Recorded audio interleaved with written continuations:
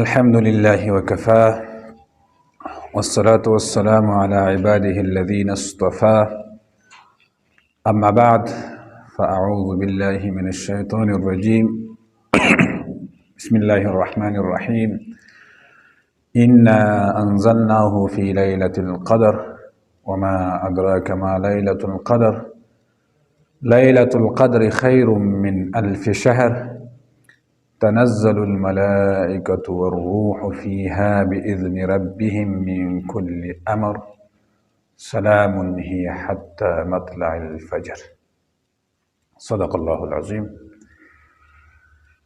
د دریا تلویزیون درنو لیدونکو او ګرانو همکارانو السلام علیکم ورحمت الله وبرکاته. په نننۍ خپرونه کې مو موضوع ده د قدر شپه یا شب قدر. راځئ وپېژنو چې دغه شپه څومره فضیلت لري او الله جل جلاله په اړه څه وایي او کله ده دغه شپه. الله جل جلاله فرمایي چې انا انزلناه فی لیلة القدر، مونږ نازل کړی دی دغه قرآن د قدر په شپه باندې.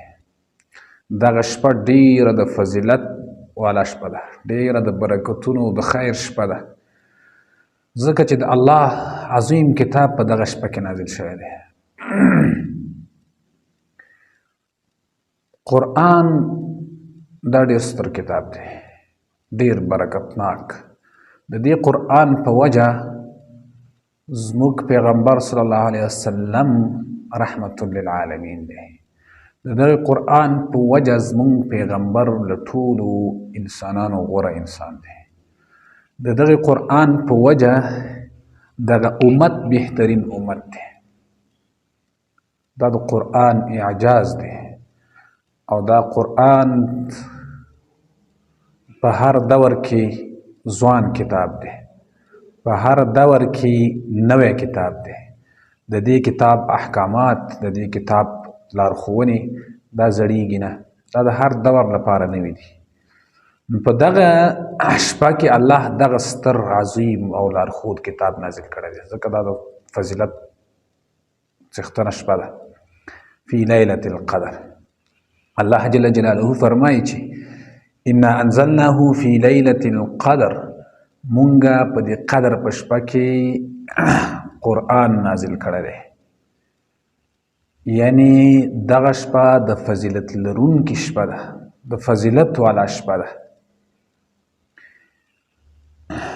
قدر چې په دغه شپه کې الله جل جلاله د بندگانو او د ځمکې پر مخ د ښارونو لپاره امور او کارونه مقرروي تر بل کاله پورې. دا د الله جل جلاله هغه نظام دی چې پر مخ یې وړي.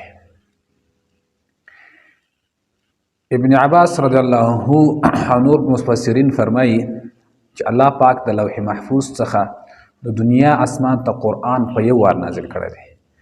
د لوح محفوظ نه د دنیا اسمان ته په یو ځل قرآن نازل شلو او له هغې نه وروستو بیا په 23 کلونو کې په رسول اکرم صلی الله علیه وسلم باندې د ضرورت او وخت د اړتیا پر مهال باندې لږ لږ نازلېدل.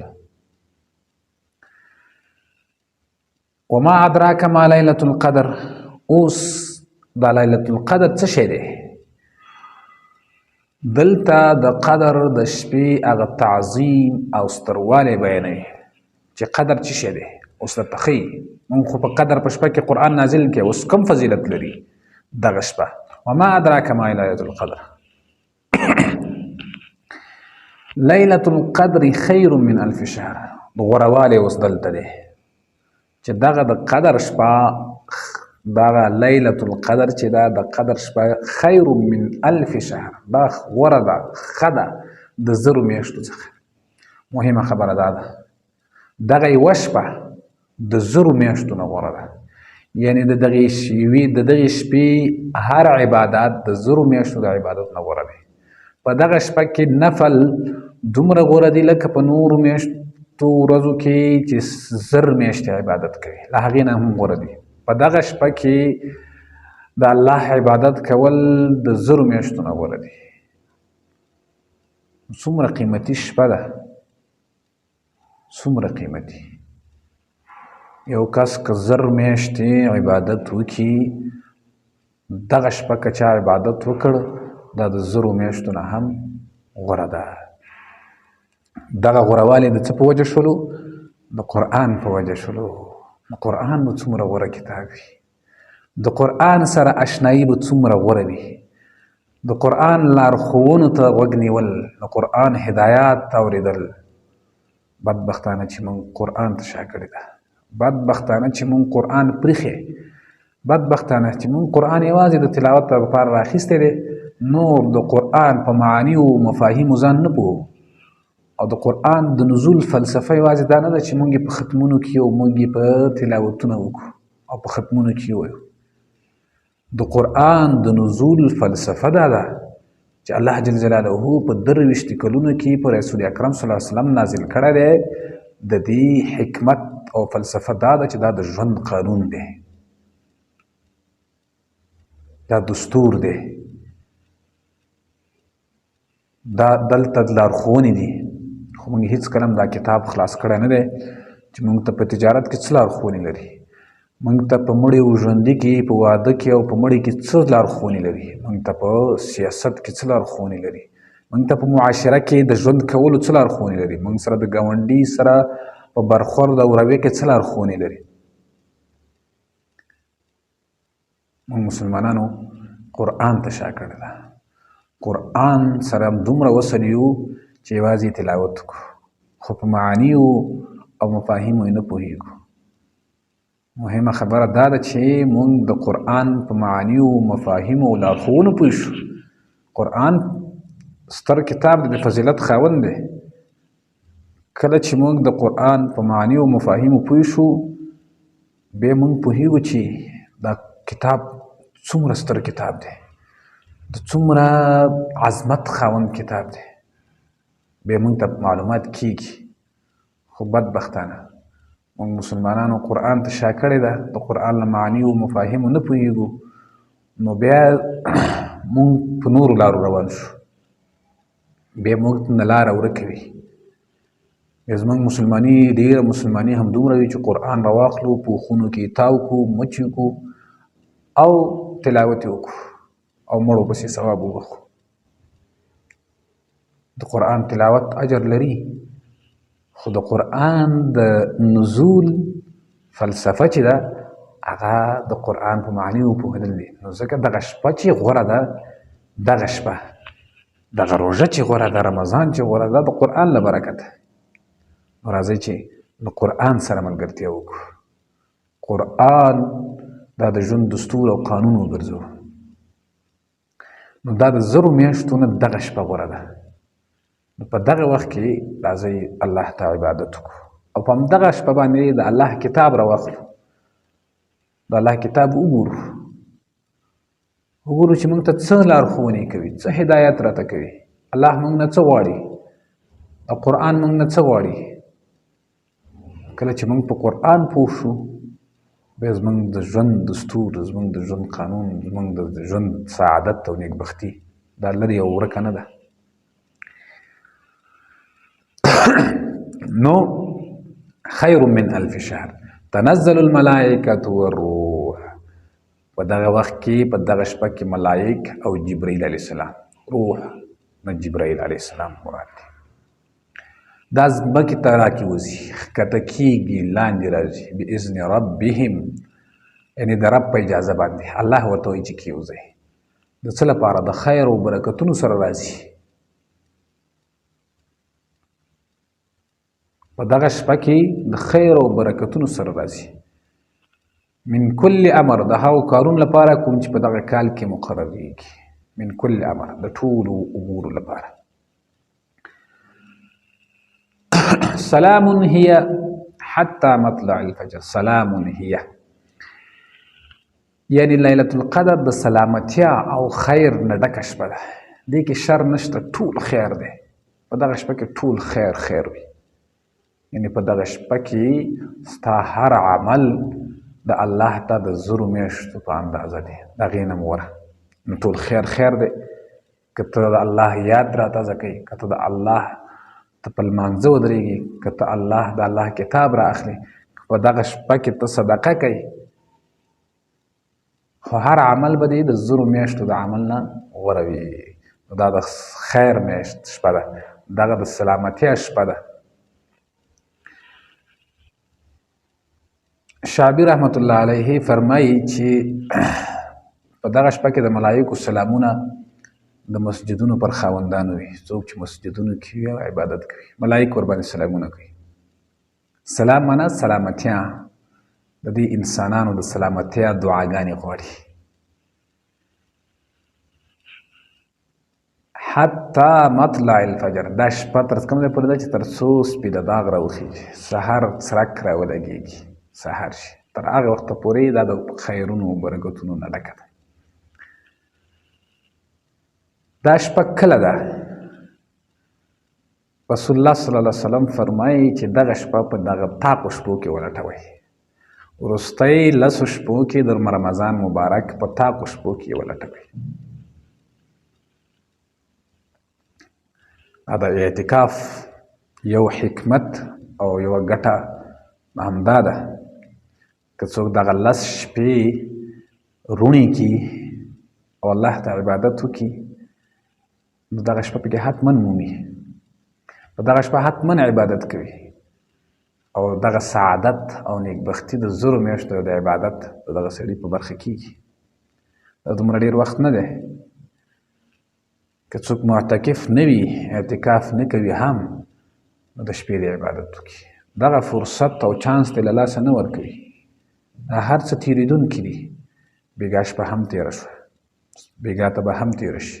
زموږ ډېره زندګي تېره شوله، خو بختور او سعادتمند هغه خلک دي چې له دغسې اعظمي فرصتونو څخه استفاده وکړي، له دغسې چانسونو فرصتونو نه استفاده وکړي. الله جل جلاله په خپل بنده ډېر مهربانه دی. څومره مهربانه دی چې یوه شپه یې د زرو شپو نه غوره ګڼلې ده. په اصطلاح څومره چانس دی، څومره بونس دی. د الله د مهربانۍ اندازه شته؟ هېڅکله هم نشته.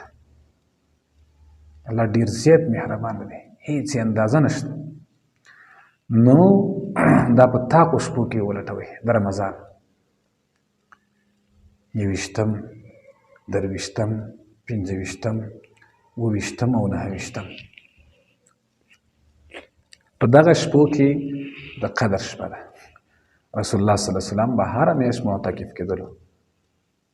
ډېر نیکبخته خلک شته، اعتکاف ته به ناست وي، معتکف به وي او یا به دغه شپې روڼوي، عبادت به کوي. نو رسول الله صلی الله علیه وسلم فرمایي چې دغه د لیلة القدر شپه تاسو د رمضان په میاشت کې ولټوئ، د رمضان میاشت په آخرو په تاقو شپو کې ولټوئ. شب قدر یا لیلة القدر شب با ارزشت و پرفضیلت نیز د مسلمان و شب نزول قرآن و شب مقدر شدن امور انسان هاست.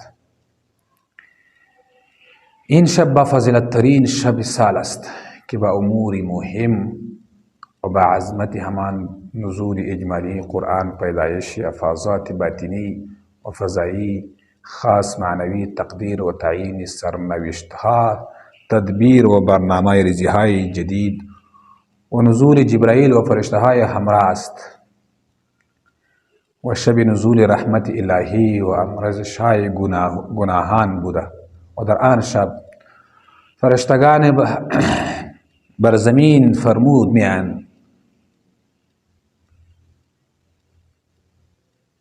زمان دقیق این شب معلوم نیست، ولی طبق بسیاری از روایات در ماه رمضان واقع شده است، در روزهای طاق.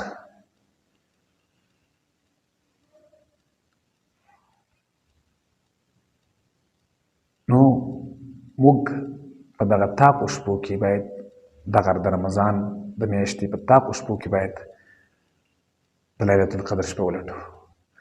ځینې باورونه داسې دي چې د لیلة القدر شپې د کتلو ځینې علامات دي. که چا دغه به پوه شول چې ما دغه علامات ولیدل نو اجر به وي او که نه وي بیا اجر نشته. نه، دا خبره صحیح نه ده. که څوک پوه شول درک یې کړه چې دغه شپه ده قدر شپه ده، او که څوک پوه نه شول خو که په دغه شپه عبادت وکړي الله ورته اجر ورکوي. او بل دغه باورونه دا دي چې په دغه شپه ځینې برکتونه او فیضات داسې دي چې مثلا تا ته مادي امتیازات راځي، پیسې درته راځي، یا درته ته که په څه شي لاس ووهي هغه د سرو شي که ته ورباندې پوه شي. دا باورونه صحیح نه دي، سم نه دي. دغه د دې غوروالی یوازې په عباداتو کې دی، په معنویاتو کې دی.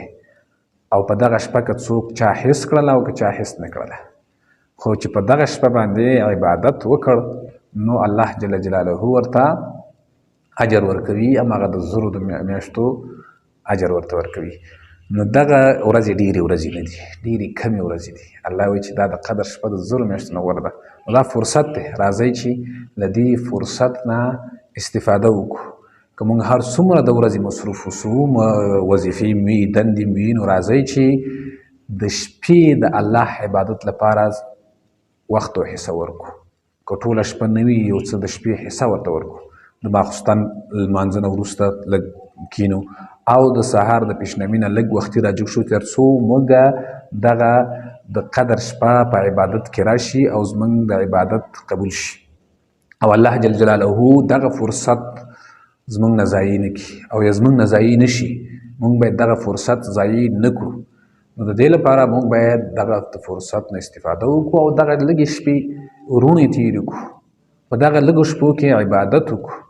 نو په همدې خاطر موږ باید خواري وکړو، کوشش وکړو. هر ډیر اجر چې وي هغه لږ خواري غواړي. الله جل جلاله په عباداتو کې موږ د دنیا په قانون کې چې خواري وکړو موږ نتیجه ثمره یې ښه راوځي. نو راځئ چې د الله په عبادت کې هم لږه خواري وکړو، لږ زحمت وباسو، لږ تکلیف وباسو، لږ بېخوبي وکړو، لږ د شپې کینو او د الله عبادت وکړو. ځانګړې توګه باندې د الله کتاب راواخلو، د الله د کتاب سره تعلق پیدا کړو او دا وانګیرو چې د الله کتاب څومره ستر کتاب دی چې الله جل جلاله د دغه کتاب له وجې د دغې شپې ته قدر ورکړی دی، د پیغمبر ته قدر ورکړی دی، امت ته قدر ورکړی دی.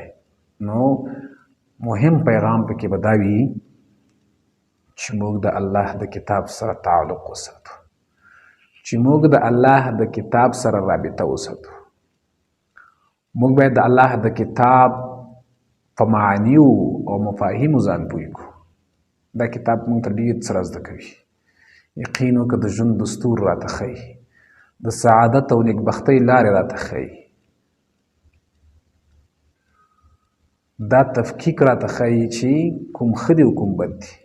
نن چې موږ په ګډو وډو لارو روان یو، یوازینی علت یې دا دی چې موږ دې کتاب ته شا کړې ده. نو دا څومره عظیم کتاب دی، په دې فکر کول پکار دی چې د دې کتاب په وجه باندې دا شپه د فضیلت خاونده شوې ده، دا پیغمبر د فضیلت خاوند شوی دی، دا امت د فضیلت خاوند شوی دی، جبرائیل د فضیلت خاوند شوی دی. او هر هغه څوک چې د دې کتاب سره تعلق ساتي هغه د فضیلت خاوند شوی دی. پیغمبر علیه السلام وایي څوک چې د قرآن سره رابطه ساتي په یو حرف ورته لسک نه کېږي. یو حرف الف یو حرف دی، ب یو حرف دی. خو مهمه خبره پکې دا ده چې لارښوونو ځان خبرول پکار دي، په معانیو او مفاهیمو ځان پوهول پکار دي. الله تعالی دې موږ او تاسو ټولو ته په دغو خبرو باندې د عمل کولو توفیق راکړي، او الله دې موږ ته توفیق راکړي چې دغه شپې روڼې کړو، دغه شپې د الله په عبادت کې تېرې کړو، تر څو د قدر شپه مو په عبادت کې تېره شي. تر بلې خپرونې پورې زه احسان الله سباوون درڅخه اجازه اخلم. د خدای په امان. أقول قولي هذا أستغفر الله لي ولكم ولسائر المسلمين.